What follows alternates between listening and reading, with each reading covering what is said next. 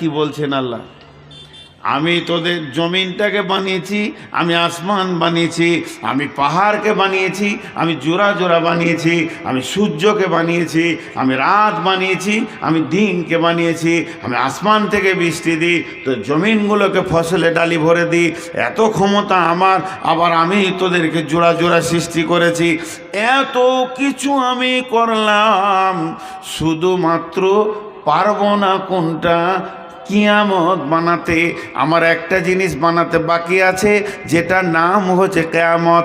Israfil ready হয়ে গেছে, সুর রেডি হয়ে গেছে, দিন রেডি হয়ে গেছে, তারিখ রেডি হয়ে গেছে। আমার পরে যে বক্তাটা আছে সে এখন বসে নাই, বালিশে শুয়ে আছে, তাকে মশারি টেঙে দেওয়া হয়েছে, সে আরাম করবে, কেননা আমার পরে এসে সে গভীর রাতে বকবে। কিন্তু ইসরাফিল কি করছে তাহলে? ইসরাফিল কি আরামে আছে? ইসরাফিল আপনার কি না মশারির ভিতরে ঘুমাচ্ছে? জি না। মুফাসসিরিনরা বলছেন ইসরাফিল সুরটা মুখে নিয়ে আছে। কেউ বলে ইসরাফিল তো সুর মুখে ফুঁকবে না, নাক দিয়ে ফুঁকবে, এই নাকের সঙ্গে তার সুরটা লাগানো আছে, আর তার গোড়ালিতে মানে পাছাটা রাখা আছে, হাঁটু দুটো মাটিতে লেগে আছে, আর এইভাবে সুর ধরে আছে। আল্লাহর চোখের সঙ্গে ইসরাফিল চোখটা লাগিয়ে আছে, শুধুমাত্র অর্ডারটা পাচ্ছে না। যখনই অর্ডার পাবে সুর ফুঁকে দেবে। ফাসাইকা মান ফিস সামাওয়াতি ওয়া মান ফিল আরদি, আসমান জমিন ভেঙে চুরমার হয়ে ধুলো গুঁড়ো হয়ে একটা চাটিয়াল ময়দান হয়ে যাবে। পানি থাকবে না, গাছপালা থাকবে না, পাহাড় পর্বত থাকবে না, পশুপালা থাকবে না, মানুষ থাকবে না, সব মাটি চাপা পড়ে যাবে। শূন্য অবস্থায় পৃথিবীটা থাকবে। কতদিন থাকবে? মুফাসসিররা বলছেন 40 বছর থাকবে। সূরা জুমারের তাফসীরে বলছেন 40 বছর থাকার পর আল্লাহ এখানে বলেছেন ইয়াউমা তারজুফুর রাজিফা তাতবাউহার রাদিফা, প্রথম সুর থেকে পৃথিবী ধ্বংস হয়ে যাবে, পেছনে পেছনে দ্বিতীয় সুরটা চলে আসবে। পেছনে বলতে 40 বছর পর আসবে, তখন মানুষ কবর থেকে উঠবে। সুম্মা নুফিকা ফিহি উখরা ফাইদা হুম কিয়ামুন ইয়ানজুরুন, তারা উঠবে, উঠে নজর করে দেখবে পৃথিবীটা তো অন্ধকার, সূর্য তো নাই।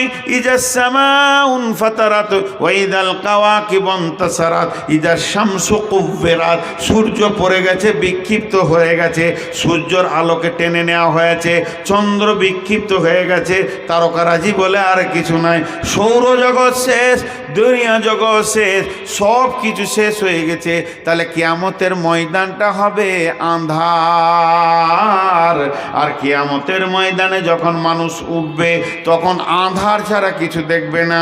তাহলে মানুষ আলো না থাকলে তো কাজ করতে পারে না। এই জন্য আল্লাহ বলেছেন ও আশরাকাতিল আরদু বিনূরি রাব্বিহা, আল্লাহ নূরের তাজাল্লিতে কিয়ামতের ময়দান ঝকমক করবে। আল্লাহ নূর মানে আল্লাহ নূরের তৈরি, নাউজুবিল্লাহ। আল্লাহ কিসের তৈরি? আল্লাহই জানে। আল্লাহ নূরের তৈরি নয়, তবে আল্লাহর কাছে নূর আছে, আমার কাছে লাইট আছে। এই আলোটা কার? এই জেনারেটরটা কার? জেনারেটরটা আব্দুল সাত্তারের, তাহলে লাইটটা আব্দুল সাত্তারের। তা বলে আব্দুল সাত্তারের বডিটা লাইট নয়, তেমনি আল্লাহর কাছে যে নূরটা আছে ওই নূরে গোটা ময়দান ঝকমক করবে। কিন্তু মুশকিল হলো ভাইরা, জিন নামে একটা প্রাণী আছে, আমাকে যদি দেখা দেয় আমি দেখতে পাবো, আমার পাশের লোকটা দেখতে পাবে না। এটা যদি আল্লাহ মাখলুক বানাতে পারে, ফেরেশতারাও জিন, ফেরেশতারাও হলো জিন। ফেরেশতাকে কাউকে যদি দেখা দেয় সে দেখতে পাবে, কাউকে দেখা না দিলে দেখতে পাবে না। তো ওই নূরের তাজাল্লিটা ওই কুদরতের থাকবে। যারা ঈমানদার তারা দেখবে, বেঈমানরা দেখতে পাবে না। আল্লাহ সূরা হাদীদে বলেছেন আল্লাহ সূরা হাদীদের মধ্যে বলে দিয়েছেন যারা তারাও না, তারা দেখতে পাবে না, আর যারা ঈমানদার তারা দেখবে। ইয়াউমা তারাল মুমিনিনা ওয়াল মুমিনাতি ইয়াসআ নূরুহুম বাইনা আইদিহিম ওয়া বিআইমানিহিম বুশরাকুমুল ইয়াওম জান্নাতুন তাজরি মিন তাহতিহাল আনহারু খালিদিনা ফিহা ওয়া যালিকা হুয়াল ফাওজুল আযীম। ইয়াওমা ইয়াকুলুল মুনাফিকুনা ওয়াল মুনাফিকাতু লিল্লাযীনা আমানু জুরনা নাকতাবিস মিন নূরিকুম কিলা ইরজিউ ওরাআকুম ফালতামিসু নূরা। ওর মধ্যে মুনাফিক যারা থাকবে, বেঈমান যারা থাকবে, আঁধারে ঘুরঘুর করে বলবে ঈমানদারদের কাছে গিয়ে, তোদের নূরে আমাদেরকে নিয়ে নে।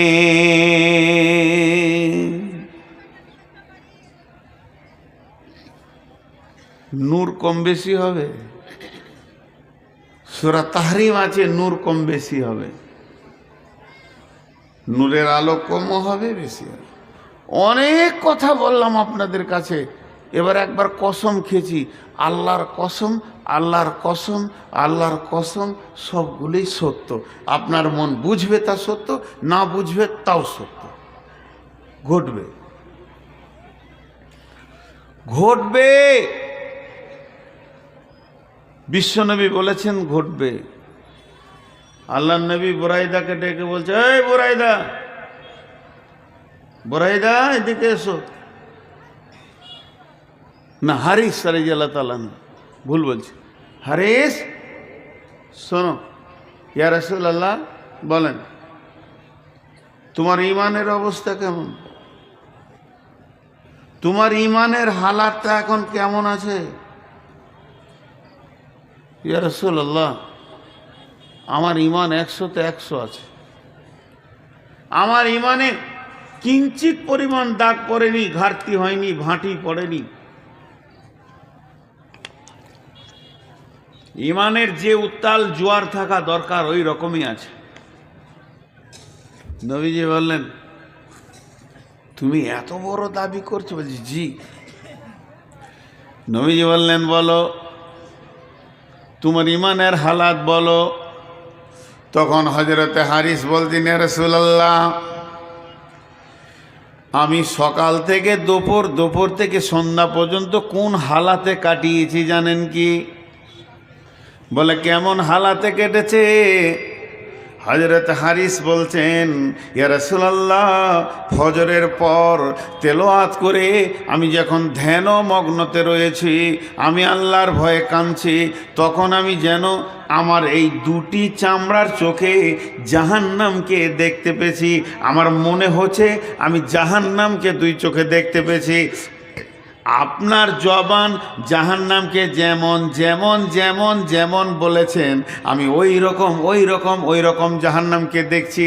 আপনার জবান জাহান্নামের যে আর্তনাদের কথা বলেছেন, মনে হচ্ছে যে জাহান্নামীদের চিৎকারে আমার কান ঝাঁঝিয়ে গেল। আগুন একে অপরে লড়াই করছে, একে অপরে ছিঁড়াছিঁড়ি করছে, আর জাহান্নামীদেরকে জাকুম জ্বালিয়ে ঘাস খাওয়ানো হচ্ছে, গরম পানি খাওয়ানো হচ্ছে। নবীজি গো, ওই অবস্থায় আমার সকাল গেছে। আর আপনি যেমন জান্নাতের কথা বলেছেন, আল্লাহর কালাম পাক জান্নাতের কথা যেমন যেমন কোরআনে এসেছে, মনে হচ্ছে জান্নাত ফলে সুসজ্জিত হয়ে সাজানো আছে। ওইভাবে আমি জান্নাতের আনন্দ উৎফুল্ল দেখতে পেয়েছি। মনে হচ্ছে সত্য নয়, মনে হচ্ছে যেন আমি দেখতে পেয়েছি আখেরাতটা আমার কাছে এত পরিষ্কার আছে। এখানে এতটুকু কিন্তু নাই, হতেও পারে নাও পারে, এটা তো দূরের কথা। আপনার জবান আর কোরআন আর আমার চোখ আর মন ঈমান মনে হচ্ছে যেন এক। এই অবস্থায় সকাল গেল, এই অবস্থায় দুপুর গেল, এই অবস্থায় সন্ধ্যা হলো।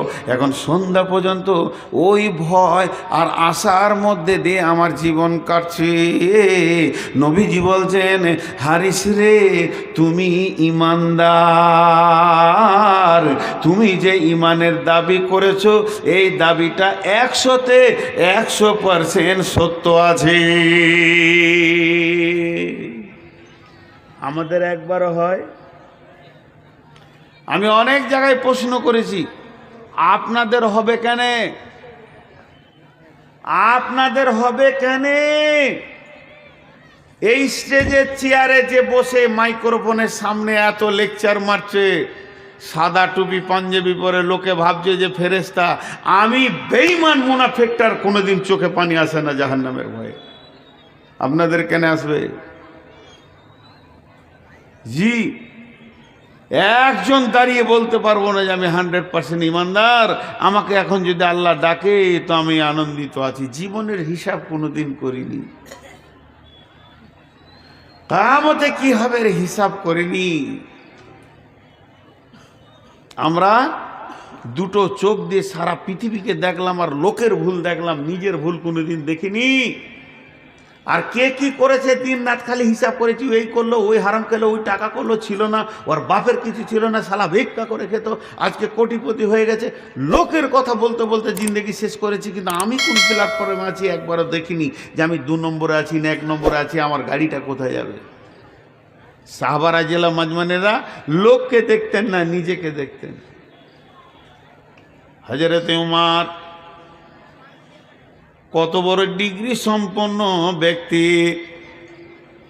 হযরত উমরকে বলা হতো, হযরত উমরকে সাহাবীরা বলতেন মাওফাকুল ওয়াহি।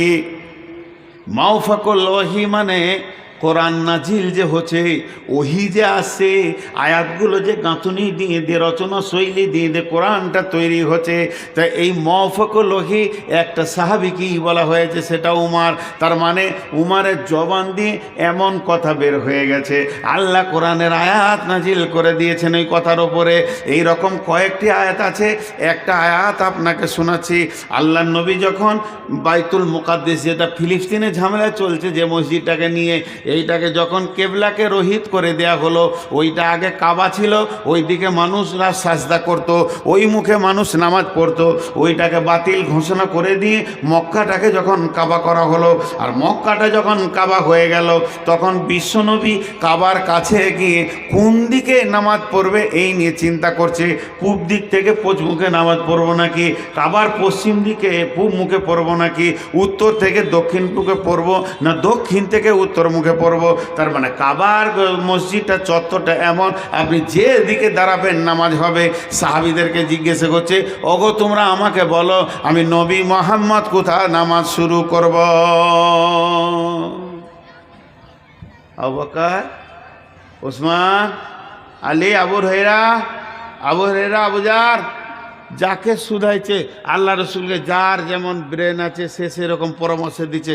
আপনি যেদিকে শুরু করবেন করেন, একদিকে করলেই হলো, কাবার তো সব দিকে নামাজ হবে। উমারকে বলছে, উমার কোন দিকে শুরু করব? উমার বলছে, ইয়া রাসূলুল্লাহ আমাকে বলতে একটু সময় লাগবে, বলো। হযরত উমর বলছেন, ইয়া রাসূলুল্লাহ এটা কাবার পূর্ব দিক, ওটা পশ্চিম দিক। এবার আমার বলার কারণ হচ্ছে, কাবার পূর্ব দিকে রয়েছে আল্লাহর ঘরের দরজাটা, মানুষ যে দরজা ধরে হাউ মাউ করে কাঁদে।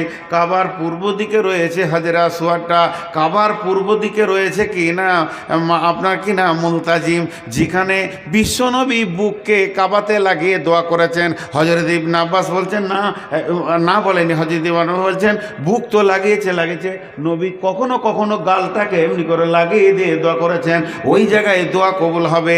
কাবার পূর্ব দিকে রয়েছে জমজমের কূপ, এটা আপনার বংশের কূপ, আপনার দাদির পদ্দাদি এ হাজেরা এখানে কূপ বানিয়ে গেছে, তার বদলতে দোয়ার বদলতে এটা হয়েছে। কাবার পূর্ব দিকে রয়েছে সাফা মারোয়া, এটাও আপনার দাদির দৌড়ে মৌজিদ মানে চিহ্ন হিসেবে আল্লাহ রেখে দিয়েছে। তাহলে কাবার পূর্ব দিকে সব রয়েছে।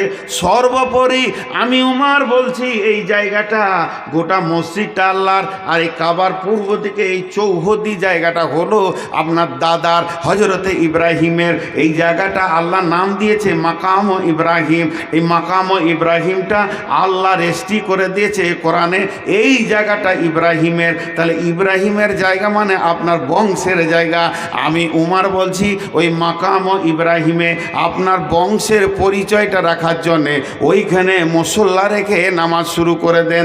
এটা হযরতে উমর বললেন, ওর চিন্তা চেতনার কথাটা বললেন।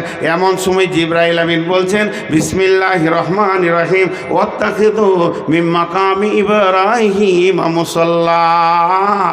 তোমরা ইব্রাহিম হে নবী হে, তুমি তোমার মুসল্লাটা মাকামে ইব্রাহিমে রাখো, তোমার বংশের জায়গাতে রাখো। তার মানে উমরের চিন্তার সঙ্গে আল্লাহর চিন্তার কত মিল, উমরের চিন্তার সঙ্গে আল্লাহর চিন্তার কত মিল। আপনারা একটুকু ধৈর্য হন। ওকে মফকুলহি বলতেন। ওই জন্যে লোকটার দূরদর্শিতা জ্ঞান কত ছিল জানেন? লোকটার দূরদর্শিতা জ্ঞান কত ছিল জানেন? মদিনা, মক্কা মদিনাতে একটা সবুজ গাছ হওয়া মানে আরবের মাটিতে হীরের জন্ম হওয়া।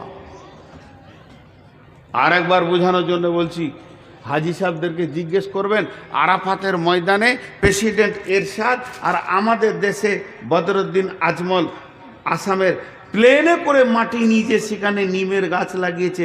কোনো গাছটা বড় বয়স হচ্ছে 37 বছর, কোনো গাছটার বয়স হচ্ছে 40 বছর। এইটার মতো পিন পিনে হয়ে আছে, কারণ আবহাওয়াতে বাড়ছে না। ওখানে প্রত্যেকটা গাছের নিচে ট্যাপ আছে, কিনা পানি তাদেরকে খাওয়ানো হয় সকাল বিকাল, তাও বাঁচে না। এই রকম মরুভূমিতে একটা সুন্দর গোছালো ছায়াদার গাছ রসুলের জামানায়। উমারের কত দূরদর্শিতা জ্ঞান এবার বুঝবেন। আল্লাহ রসুল ওইদিকে গেলে গাছের নিচে বসতেন। আবার একটা ডাল এইরকম আপনাদের আমের গাছের মতো চলে গেছে, ওইদিকে হাঁটতে গেলে মাথাটা নামাইতেই হবে, নাহলে এখানে ফেটে রক্ত বের হয়ে যাবে। হজরে তোমার একটা কুঁড়ল নিয়েছে গাছটা কাটার লেগে, হাজি মরুভূমিতে আল্লাহ দিয়েছে গাছ কাটবে, কারো সহ্য হবে? ফেরেশতা সাহাবীরা বলছে, উমার বলে কি হলো, কোথায় চলে? বলে গাছ কাটতে। গাছ কেন কাটবে? মরুভূমির গাছ তুমি জানো না? বলছে ওই জন্যই তো কাটছি। সাহাবীরা ভয়ে কেউ কিছু বলতে পারছে না, একটু মুডেফ লোক ছিল। তো আল্লাহ রসুল বলছে, ইয়া রাসূলুল্লাহ, উমার ওই গাছটা কেটে দেবে। উমার এদিকে। নবীজি জানতেন যে আমার এই ছাত্রটা কই রকম। মাদ্রাসার শিক্ষক জানে আমার কোন ছাত্রটা কেমন। রসুল বেশি লম্বা কথা না বলে বলছে গাছটা কেটে দিবে। জি, তা আমি যেখানে ছায়ে বসি, বলে ওই জন্যই তো কাটবো। তো আরও রাগ লাগছে কি না? নবীজি বলছে তোমার নিয়তটা বলো। উনি বলতে শুরু করলেন, ইয়া রাসূলুল্লাহ, আপনি হলেন আমাদের মডেল, আপনি হলেন আমাদের আইডিয়াল। আপনার মতো করে আমরা চললে পুলসিরাত পার হয়ে জান্নাতে যাব, আপনার মতো করে চললে আমরা আখিরাতে বেঁচে যাব। তার মানে আপনার পেছনে একটা কলম চলছে, আপনি কেমন করে উঠা বসা চলা ফেরা পেশাব পায়খানা করছেন সব হাদিসে পরিণত হয়ে গেছে। আর ওই রকম করে করে কিয়ামত পর্যন্ত লোক চলে জান্নাতে যাবে। তাহলে আপনি যেই গাছটা নিচে বসছেন এটা হাদিসের পাতাতে চলে আসবে। রসুল এই গাছটা ভালোবাসতেন আর এই গাছের নিচে উনি বসতেন। আর যখন এই কথাটা হাদিসের পাতাতে চলে আসবে, আপনার অনুপস্থিতিতে এমন কিছু বিগাড়ওয়ালা লোক আসবে দুনিয়াতে, যারা গাছতলা মাজার ভাজারে পূজা শুরু করবে। আর তখন যদি শুনে নেয় নবীজি এই গাছটার কাছে বসেছে, ওরা আল্লাহর কাবাকে বাদ দিয়ে গাছের পূজা শুরু করে দিবে। এর জন্য আপনার সামনেই আপনার গাছটা কেটে ওর জড় বুনিয়াদ দূরে দিব, পৃথিবীতে শিরকের বুনিয়াদ রাখবো না। নবীজি বলেন, উমার রে, গাছের শেকড় তুলে ফেলে দাও, রাখা যাবে না। কত চিন্তা শক্তি মজবুত ছিল। যে আল্লাহ রসুল ওই উমারের কি টাইটেল দিলেন, লাউ কানা বাদি নবিয়ান কানা লাহু উমার, লাউ কানা বাদি নবিয়ান কানা লাহু উমার। আমার পরে যদি কেউ নবী হতো সেটা হযরতে উমার হতো।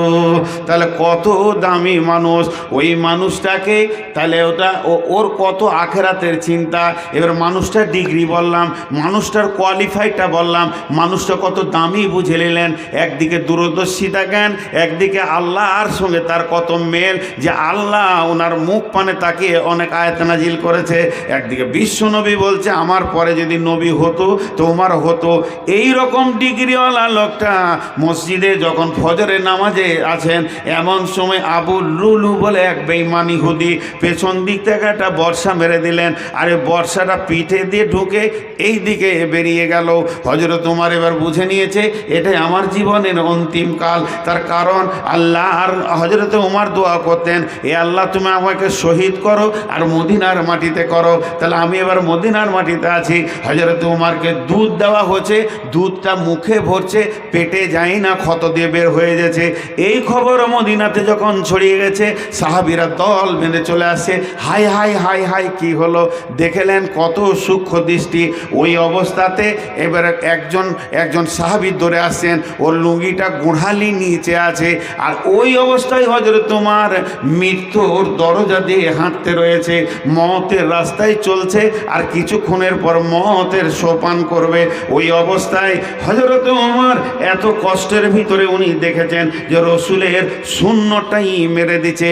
তখন ওকে বলছে, এ আল্লাহর গোলাম, ওরে আল্লাহর বান্দা, ওরে রসুলের উম্মত, আমি উমর মরে গেলে কোনো দুঃখ নাই, আমি উমর মরলে ইসলামের কোনো ক্ষতি হবে না, তুই রসুলের সুন্নতটাকে বাঁচা, আগে সুন্নতটা তুই মেরে দিলি রে, রসুলের সুন্নতকে আগে তুল, গোড়ালির ওপরে কাপড়টা পর।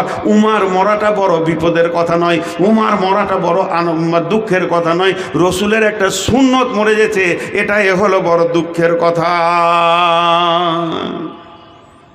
চিন্তাটা দেখেন, এটাও আমার বায়ানের বিষয় নয়, মাঝে বলে দিলাম। এরপরে বিষয়, হযরত ওমর পড়ে গেছেন। উমরের বেটা যেমন বাঘের বাচ্চা, বাঘের বাচ্চা শিয়াল লয়, বাঘের বাচ্চা বাঘ। ভাই আমার জন্য দোয়া করেন, 506 সুগার আমার খালি পেটে, জিভ আটকে যাচ্ছে, জেনে পানি খেয়েছে, 506।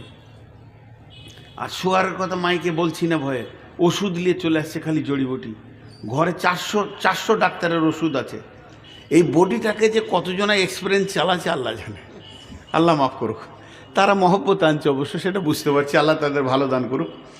তো ওই অবস্থায় হযরত ওমর পড়ে আছে, মাথাটা, ওমরের বেটা দৌড়ে এসে বাপের মাথাটা জ্যাঙে দিয়েছে, মাথাটা আস্তে আস্তে লাগছে, আর বলছে, আব্বা আব্বা, আপনি তো মওতের রাস্তায় হাঁটছেন, তো এটা তো সুসংবাদ, কিছুক্ষণের মধ্যে আল্লাহর সঙ্গে আপনার মোলাকাত হবে। ওমর কেঁদে উঠলেন। কাঁদছেন কেন?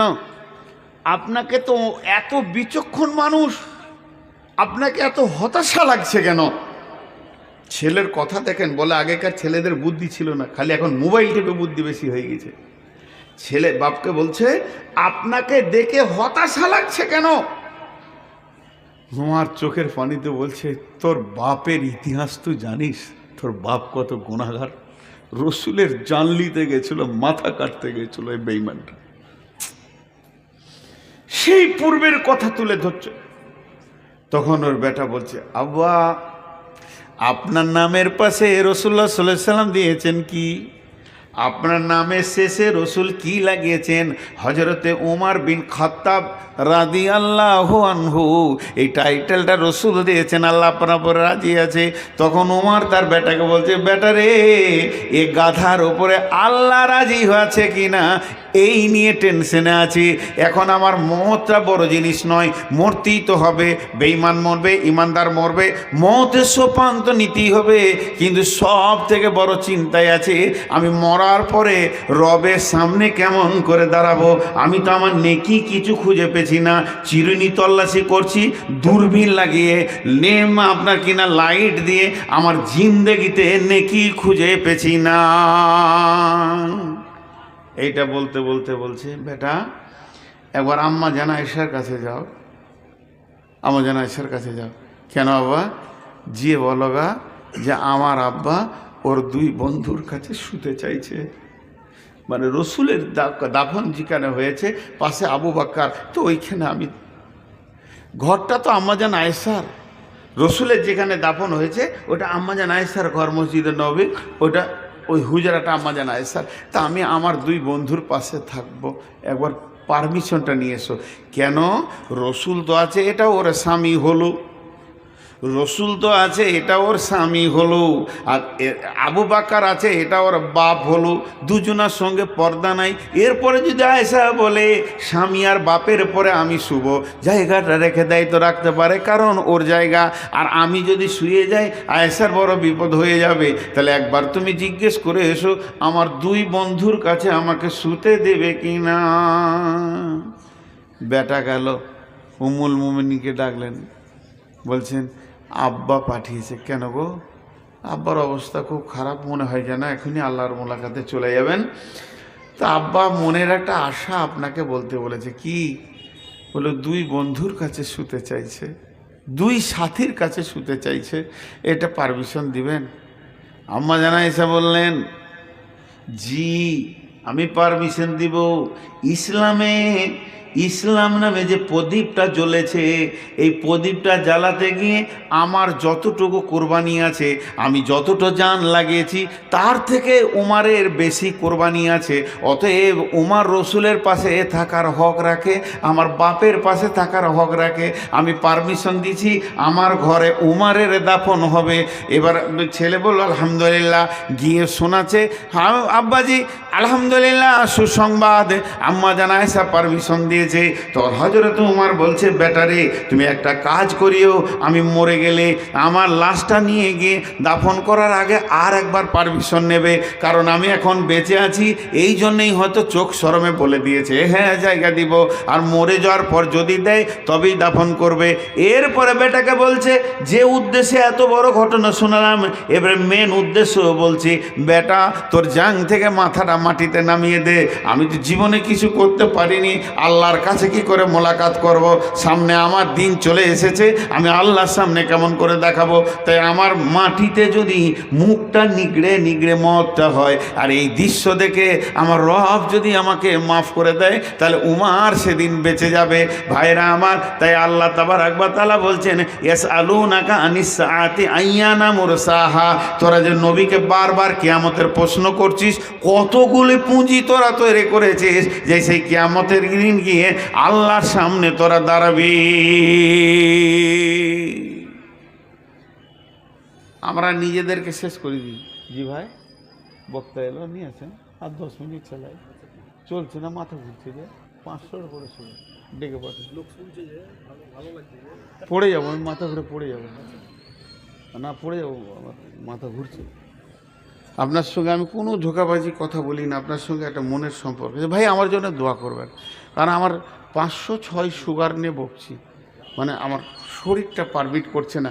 আপনারা যে বসে আছে এখন, যে কটা আছেন এ কটা সলিড মাল আছে, এবার বুঝতে পারছি এরা আল্লাহর জন্যে আছে। আমি আপনাদের ইমানের খবর জানি না, দিলের খবর জানি না, কিন্তু ওপর দেখে তো আমি এইটুকু বলবো মেঘ উঠেছে পানি হবে, এটা তার গায়েবী খবর নয়। এখানে যে কটা লোক বসে আছে, আল্লাহওয়ালা লোকটি বসে আছে, তা আমি খুশি হয়ে দোয়া দিচ্ছি, হে আল্লাহ তুমি আমাদের সকলকে হেদায়েত দাও এবং কিয়ামতের মাঠে মাফ করো। জোরে বলেন আমিন। মা বোনেরা ধ্যান দিয়ে শোনেন, তো সেই কিয়ামত, আমি কিয়ামতের দৃশ্যটা কেমন হবে এটা আজকে বয়ান করিনি, কিয়ামত হবে, খালি এই পর্যন্ত বলছি। কিয়ামতের মাঠটা কেমন হবে ওটা ধরলে আলাদা সাবজেক্ট চলে আসবে, কিয়ামত হবেই। জি, তো হযরত ওমর কাঁদছেন, পরকালের প্রতি অন্ধ বিশ্বাস, স্বচ্ছ চোখে দেখার মতো ঈমান রাখতে হবে, তবেই চলার পথ সোজা হবে। ভাইরা আমার, বিসমিল্লাহির রহমানির রহিম। ওয়ান আবি হুরায়রা রাদিয়াল্লাহু তাআলা আনহু قال قال رسول الله صلى الله عليه وسلم 15 خصلة من أمتي إذا اتخذ الفيء ذبالا والأمانة مغنما والزكاة مكرما تعلم لغير الدين آتى الرجل امرأته أمه أدنى صديقه أقصى أباه جهرت الأصوات في المساجد ساد القبيلة فاسقهم جائع القوم أرذلهم وأكرم رجل مكافة السره وجهرت الكائنة والمعذب سربت الخمور لباس الحرير لانا هذه الأمة أولها فارتقموا عند ذلك ريحا حمراء।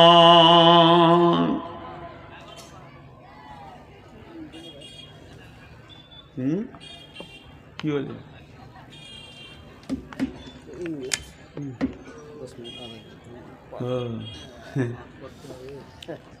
লোকটি বসে ধ্যান আখিরাতের কথা শুনছে, আর মেলাতে যেটি আছে ওটা আনন্দে আছে, আর মনে মনে ভাবছে বোকাটি ওখানে বসে আছে। আর মাদ্রাসা কমিটির ভিতরটা বলছে কখন টাকার কথা বলবে রে, কখন টাকার কথা বলবে। একটা বায়ন শুনে নিয়ে এরা খালি টাকা বললেই দিল খোশ। হাসিটা দেখেন কেমন দিয়েছে। জি ভাই, টাকা আপনি মাদ্রাসাকে দেবেন, কমিটিকে তো দেবেন না। আর এটা আর একটা জিনিস, আমাদের প্রচলিত ভুল, কিছু ভুল আছে যেগুলো ঠিক, কিছু ভুল আছে যেগুলো ঠিক। যদি আপনি জিজ্ঞেস করেন খালা কি করছেন, ভাত রাঁধছি, ভাত রান্না হয়? চাল রান্না হয়, চাল রান্না, ভাত হয়ে গেলে তো আবার কি রাঁধবে রে বাবা। তো প্রচলিত ভুল। সর্ষে নিয়ে গিয়ে পিড়ে তেল করে নিয়ে এসে মানুষ, ওকে জিজ্ঞেস করেন কোথায় গেছিলে, বল তেল পিড়তে। তেল আবার পিড়া হয়? সর্ষে পিড়ে তেল বের করেছি। আবার কেউ বলে আমি ছানি কাটছি, ছানি আবার কাটা হয়? খড় কাটি, ছানি হবে? ছানিকে আবার কাটবো কি করে? প্রচলিত ভুল হলো এটা ঠিক। তো ওই রকম কিছু কথা আছে যে প্রচলিত ভুল হলো ঠিক। তো এই যে মাদ্রাসা কমিটি, এদের দিল খালি বলছে টাকা। তা আমাদের প্রচলিত একটা ভুল আছে। কীরকম? এখন আমি বলবো। আমি বায়ানটা 1 মিনিটের জন্য অফ করলাম, আবার বায়ানটা আমি করব। যে বিষয়টা বলছিলাম ওইটা বললাম, আমি বিষয় ছাড়ি না, কিয়ামত হবে এটাই আমার বিষয়। এখন একটা উদাহরণ দিচ্ছি। ভাই আপনারা দান করেন, দান করেন, দান করেন, দান করেন, ভাই দান করেন। কোরআনে আছে ওমিম্মা রাযাকনাহুম ইউনফিকুন, তারা খরচা করবে। ইনফিক মানে দান করালাই, খরচা করা। তো কুচা খরচ করে জিলাপি তো করবে? জি না, আল্লাহ রাস্তায় করবে। আল্লাহ একটা সলিড কথা বলেছেন, কি? ওয়াইকুরুল্লাহ কারদান হাসানা, ওয়াইকুরুল্লাহ কারদান হাসানা। ও মহফিলের ব্যক্তিরা, তোমরা আল্লাহকে ঋণ দাও, উত্তম ঋণ। ঋণ কেন আল্লাহ বললেন? আল্লাহর কি ঋণের দরকার আছে নাকি? আল্লাহ কি ম্যানুফ্যাকচার খুলছে, টাকা তো কোলাইতে পারছে না, আমাদের কাছে ঋণ নেবে নাকি? জি না, আমাদেরকে বোঝানোর জন্য ঋণ বলেছে। আপনি যদি 1 লাখ টাকা আমাকে আমানত দেন, আর আমার ঘরটা যদি বন্যায় ভেঙে ধসে চলে যায়, আর আমার ঘরে যদি আগুন লেগে যায়, ডাকাতি হয়ে যায়, ওই টাকাটা আপনার যদি চলে যায়, আর যদি আমানত রাখেন তাহলে আর ফেরত পাবেন না। আমার ঘরে আগুন লেগেছে মানে আপনার টাকাও চলে গেছে। কিন্তু যদি আমাকে 10টা টাকা ঋণ দেন, আমার ঘর বাড়ি ভেঙে সব চলে গেলেও আপনার ঋণ আপনি ফেরত পাবেন। এর জন্য আল্লাহ বলছে তোরা ঋণ দে, আমাকে ঋণ দে, আমি ঋণ নেব তোদের জন্যে, তোদের ঋণ নেব। তোরা ফালতু খরচা করবি না, এখানে মালটাকে জমা কর, যত জমা করবে। তোরা ভুল ভাবছিস মাদ্রাসাকে দিলি, জি না, ওটা মধ্যখান থেকে আমি মাদ্রাসার কাজ করে নিলাম। তুই বরং দে তোর নিজের ব্যাংকের খাতাতে জমা কর। তুমি আমি মধ্যখান থেকে কাজ করে নিলাম। জি, একটা বুখারীর হাদিস বলি দি মাঝে, ওদিকে ব্রেক করে দিয়েছি, বাইনটা আমার মনে আছে। বুখারীর হাদিস কি?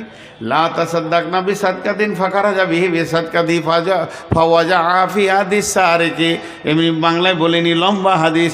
একজন ব্যক্তি নিয়ত করেছে আজকে গোপনে দান করব। ওই লোকটা রাসূলুল্লাহ সাল্লাল্লাহু আলাইহি সাল্লামের জামানার লোক নয়, ওই লোকটি হচ্ছে হযরতে মুসা আলাইহিস সালামের জামানায়। এত গোপনে দান করব, আমি একটা জায়গায় কয়েকটি দিরহাম বেঁধে নিজে লুকিয়ে কোনো গরিবকে দিব। এত গোপনে দান করব, আমি নবী মুসাকেও জানতে দিব না, একমাত্র আল্লাহ জানবে।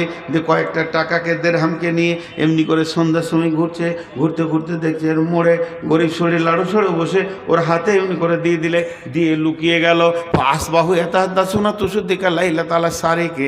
সকালবেলা যখন হয়েছে, চায়ের দোকানে 5টা লোক যেখানে আছে সেখানে খালি একটা কথা চলছে, ওরে রে শোন রে, গায়ে কি ঘটনা ঘটছে জানিস? আজকে রাতে কি গোপনে দান করেছে, করবি কর, আমাদের গায়ে কালু ডাকাতকে দিয়েছে। মালটা চোরের হাতে পড়ে গেছে। ও দান করেছে কিন্তু মালটা কার হাতে পড়ে গেছে? চোরের হাতে। ও তো এবারে কেউ না জানলে ও জানছে, ও চোখের পানিতে কাঁদছে, আল্লাহুম্মা লাকাল হামদ আলা সার। এ আল্লাহ, তোমার চোরের প্রশংসা, তোমার প্রশংসা। আচ্ছা আজকে করবো আবার দান। আরেকবার করে দেখি। ওই রকম সদকাকে নিয়ে বের হয়েছে। আজকে বেটা ছেলেকে দেবো না, মেয়ে ছেলেকে দিব। কোনো রকম গিয়ে গোপনে একটা মেয়ের আঁচলে ফেলে দিয়ে নিজেকে চাদর ঢাকার আন্ধারে লুকিয়ে গেছে। পাস বাহু তুসুদ্দাকা আলাল লাতা আলাল জানিয়া। আজকে গোপনে কে দান করেছে? প্রথম দিন দিয়েছে চোরকে, আজকে দিয়েছে বেশ্যাকে। যা দুদিনই লস। ও কাঁদছে। আচ্ছা দান দান, 3 দান দেখা যাক, আজকে আবার দান করো। ওই রকম গোপনে দান করে একটা বুড়া সারা লাড়ু সাড়ু লোক 3 মাথা মোড়ে বসে আছে। ওর ক্ষমতা নাই যা জৈবনের ক্ষমতা, আর না আছে চুরি করার ক্ষমতা। নিজেই দেয়াল ধরে উঠে আর বসে, ওর কোলে দিয়েছে। সকালবেলায় আবার ঘটনা, আল্লাহ কোন দাতা এলো রে চিন্তামণি ফতপুরে। প্রথম দিন দিয়েছে চোরকে, দ্বিতীয় দিন দিয়েছে বেশ্যাকে, আজকে আবার দিয়েছে বড় লোক বকিল হাড় কিপটে মালকে।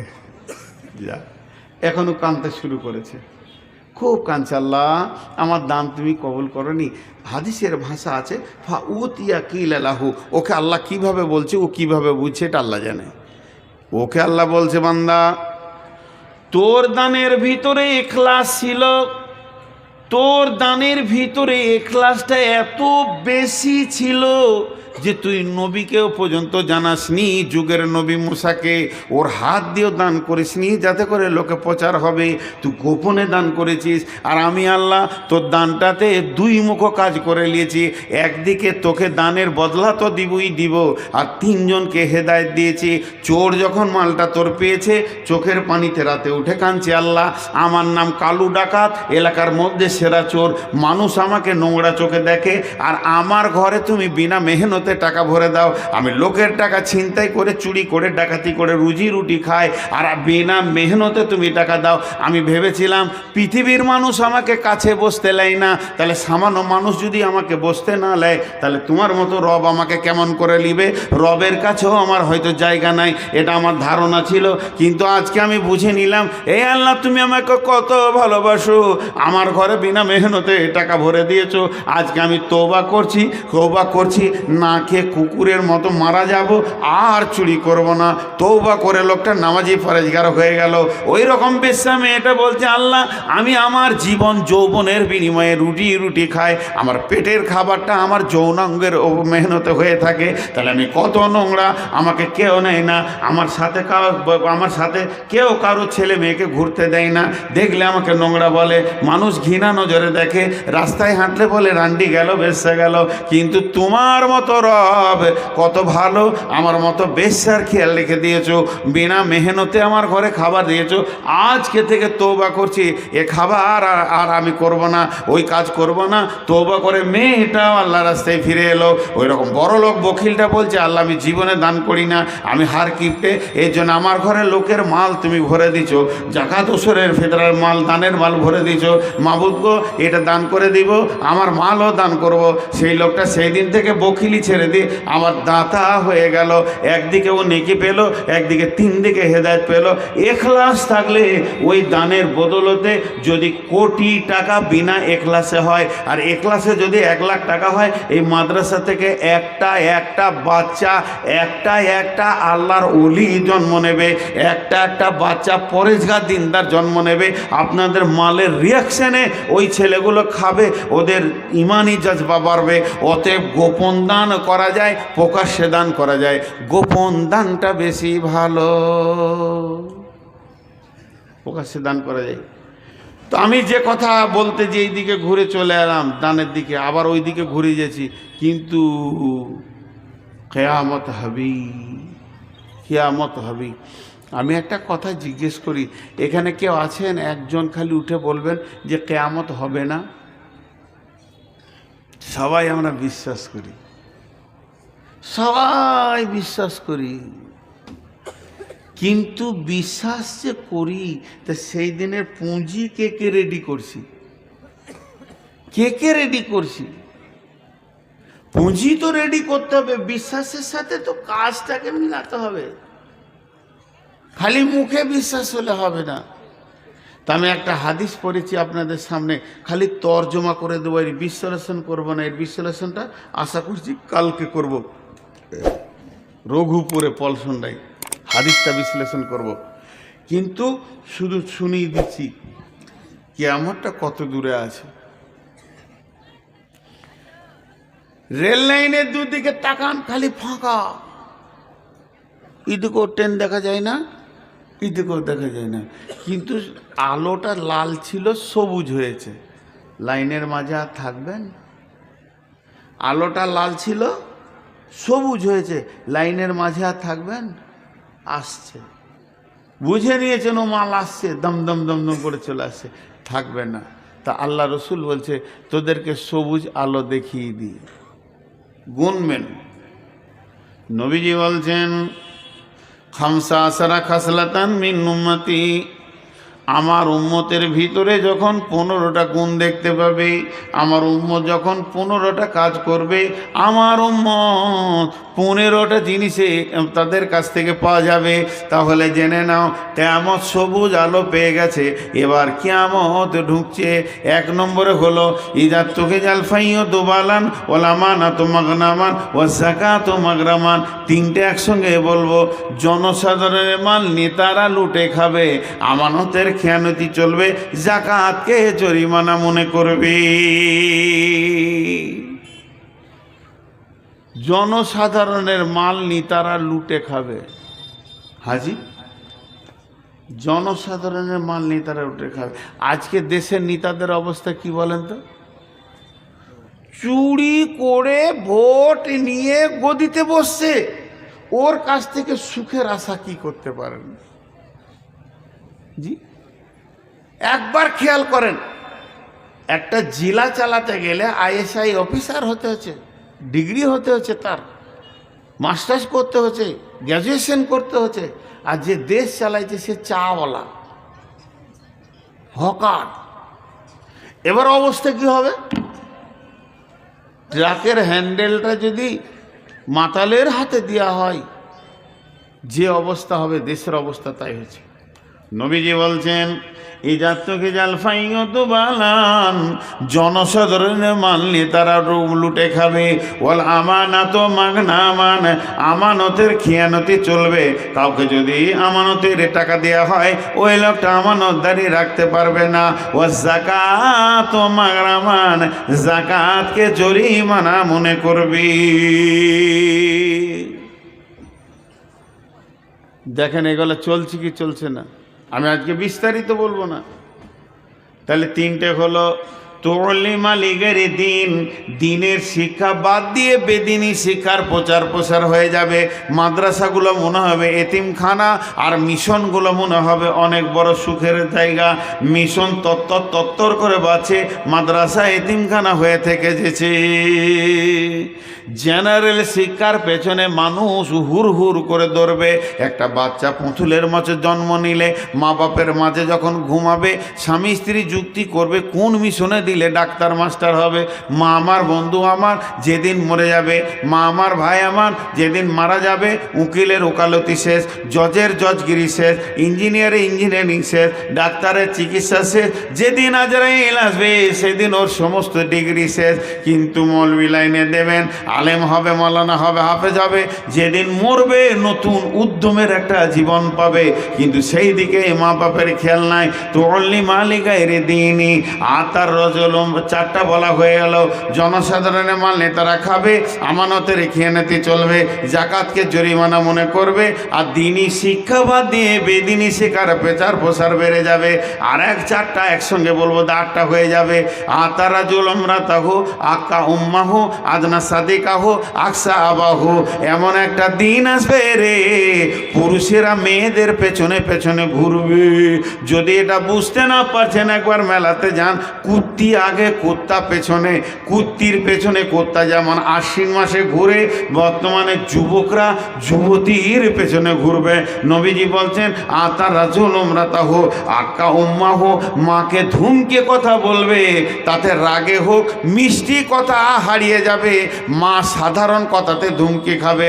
মা যদি বেটাকে হাসতে হাসতে বলে, বেটা কোথায় যাচ্ছিলে, তোমাকে বলতে হবে নাকি, এটাও হলো ধুমকি। অথচ আল্লাহ বলছে কুলু কওলান কারীম, কারিমা, তুমি মিষ্টি কথা বলো। তালা তানহারহুমা, তাদেরকে ধুমকায়ও না, কিন্তু মাকে ধুমকাবে। আদনা সাদিকাহু, নিকট আত্মীয় হবে বন্ধু, বন্ধুকে নিকট আত্মীয় বানাবে। আদনা সাদিকাহু আকসা আবাহু, বাপকে ঝিড়কে ঝিড়কে রাখালের মতো বেটারা কথা বলবে। বাপ আর মায়ের মিষ্টি কথা শোনার আফসোস থেকে যাবে, আর বন্ধুকে মিষ্টি কথাতে সুগার বানিয়ে দেবে, আর মেয়েদের পেছনে ঘুরবে। 8টা হয়ে গেল। 9 নম্বরে জাহারাতিল আসওয়াত ফিল মাসাজিদে, মসজিদে জোরে জোরে দুনিয়ার গল্প করবে, মসজিদটা আড্ডাখানা বানাবে। সাদাল কাবিলাতা ফাসিকুহুম, গায়ের বিচারক হবে, নেতা হবে চরিত্রহীন লোক, লুচ্চা লম্প লাফাঙ্গার মাতাল চোর সুদারু, এরা গায়ের বিচার করবে। গায়ের যদি কোনো একটা বিচার হয় সেখানে দিনদার ইমানদার পরেজগার পাওয়া যাবে না। যত মাতাল সুদারু লাফাঙ্গার আর আপনার কিনা লুচ্চা, যাদের জিন্দিগির গ্যারেন্টি নাই, চরিত্রের গ্যারেন্টি নাই, এরাই মাদ্রাসা, এরাই আপনার কিনা গায়ের বিচার করবে।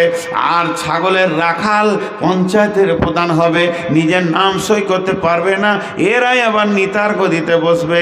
আর উকরিমার রাজুলু মাখাফাতা সারিহি, মানুষ মানুষকে ভয় করবে, তার মারের ভয়ে সম্মান করবে, তার মারের ভয়ে। ডিগ্রির কোনো সম্মান থাকবে না, মাস্টার ডাক্তার ইঞ্জিনিয়ারের সম্মান নাই, মারের ভয়ে ওকে সম্মান করবে।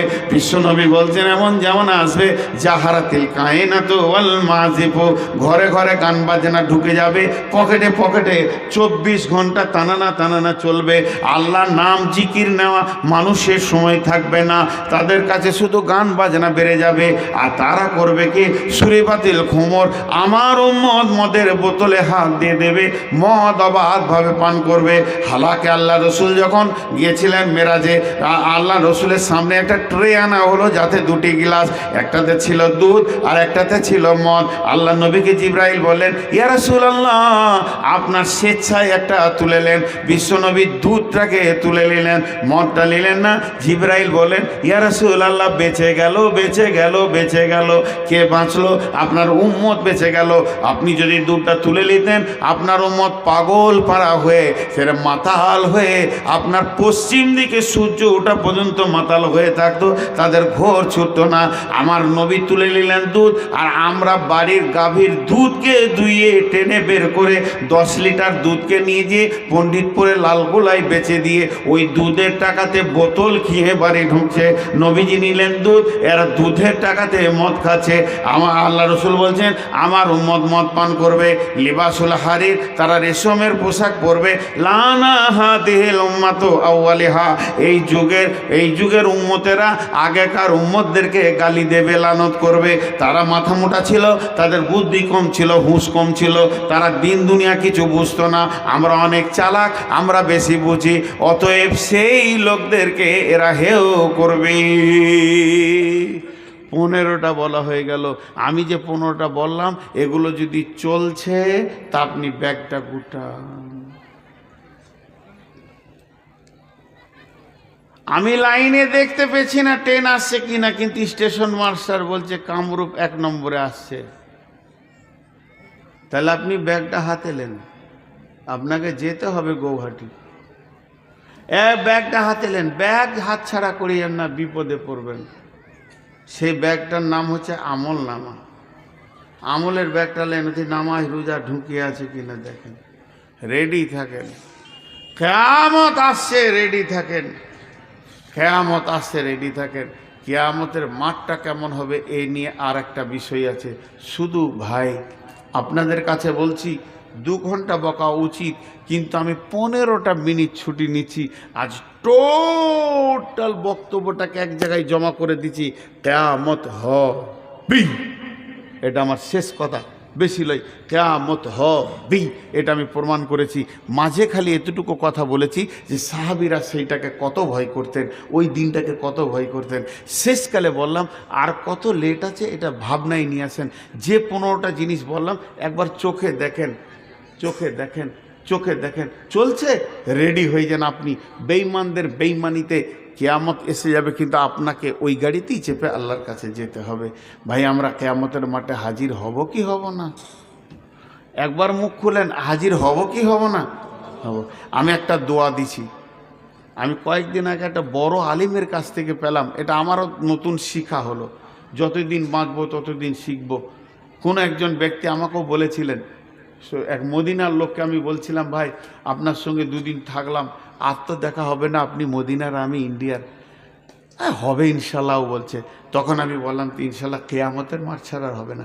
আমার মুখে উনি হাতটা দিয়ে বললে, এটা বলতে হয় না, এটা বলতে হয় না, আপনাদেরকে একটা ধারণা দিচ্ছি, কেয়ামত মুমিনের জন্য নয়।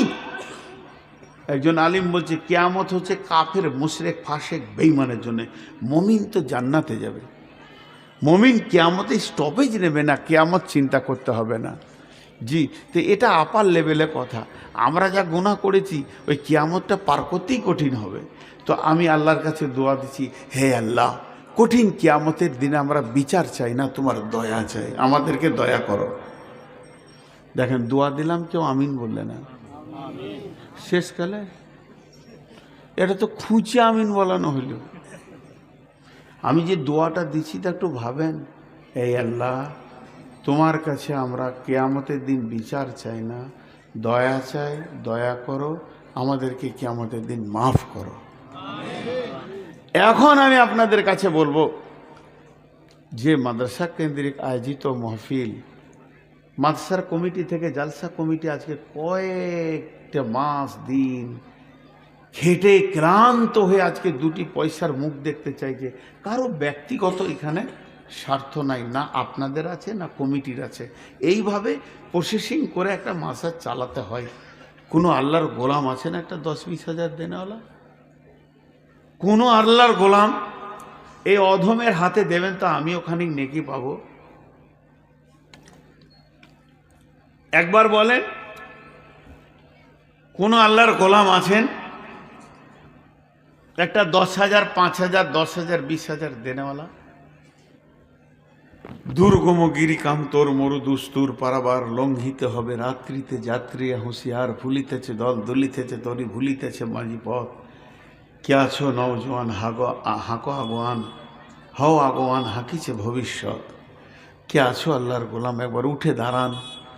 আল্লাহর দিনকে কায়েম করার জন্য আপনি আপনার আমল নামাতে 20,000 টাকা জমা করেন, 5,000 টাকা জমা করেন, মাশাআল্লাহ 1,000 টাকা দিয়েছেন।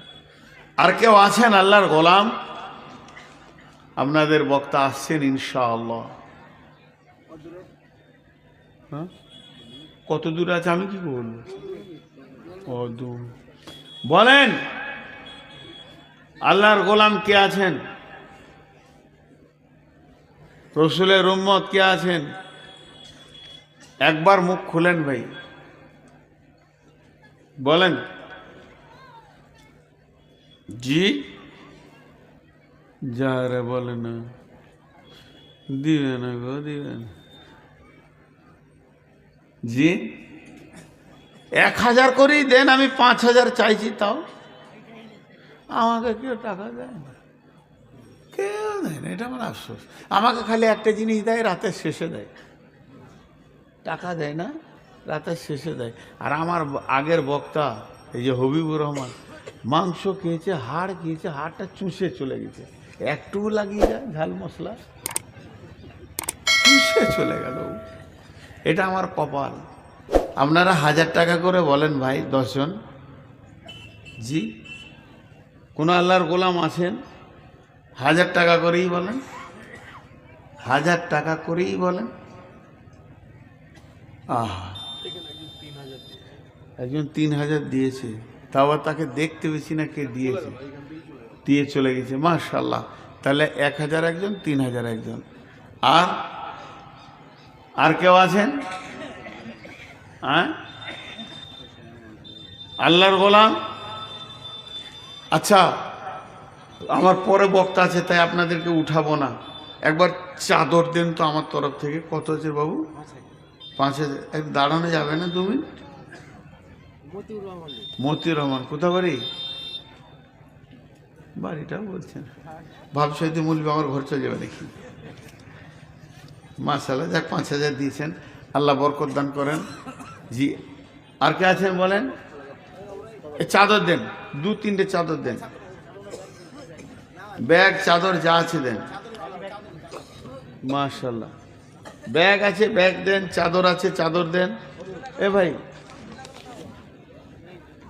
আর কেউ আছেন?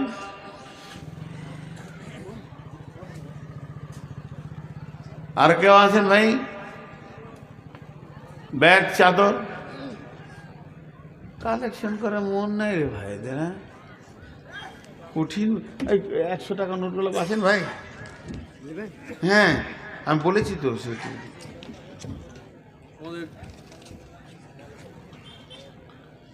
3000। মাশাআল্লাহ। এই আল্লাহ এই পর্যন্ত যতজন দান করেছে দানগুলো কবুল করে নাও আল্লাহ। আমার হাতে দিয়ে যতজন দান দিয়েছে এদের দানকে তুমি গ্রহণ করো, এদেরকে মাফ করো, ক্ষমা করো। রুজি রোজগারে তুমি বরকত দাও, হালাল উপার্জন করো তুমি তৌফিক দাও। ছেলে মেয়ে ঘর সংসারে তুমি শান্তি বিরাজ করো আল্লাহ। সকলকে তুমি দুনিয়াতে যারা বেঁচে আছে তোমার মসজিদ চেনা তৌফিক দাও, তোমাকে চেনা তৌফিক দাও।